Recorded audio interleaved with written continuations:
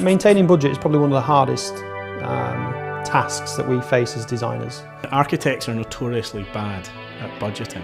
Too often people dive into things with incomplete information or a series of decisions they haven't made, and not surprisingly the budget's wrong because the stuff they haven't allowed for, or they've underestimated because they haven't defined what it is they're looking for. Firstly, work out the construction budget, but also understand there's more to it than that. So you've got preliminaries on the site set up, you've got the construction budget itself. You get so far down the line of concept design, planning consent, building regulations, and then you start doing construction detailing and tender.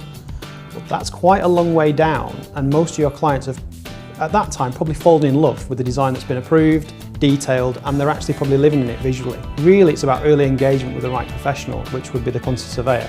And that'll give someone a high level cost. It's not going to go into the detail of pounds and pence, but it will give them a ballpark region of where that design is. Talk about this daily, weekly. The budget is the key. The closer you get to building, the more accurate and the greater depth of information you require. And when you have that information, then you're in a position to get it costed accurately. The other aspect is having an appropriate contingency. And if you're working on a historic building, there are lots of unknowns you're going to come across, whereas on a new build, with the right amount of testing and research and ground investigations, you should be able to get it pretty tight, down to sort of 3 to 5% contingency. So don't get too carried away when it comes to the shopping. We all do. If a client wants to spend £30,000 on the kitchen, have the conversation at concept.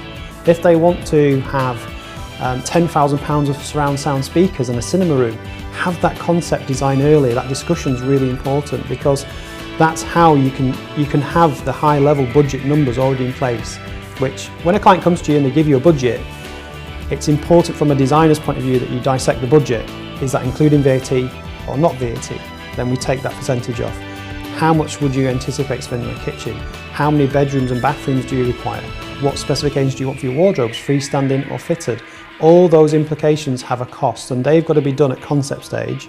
And I think it's a stage by stage process that you have to continuously go back to budget control. If people don't have a contingency, that's often when you hear the horror stories that people have got a house that's 95% finished but it's got no furniture in it.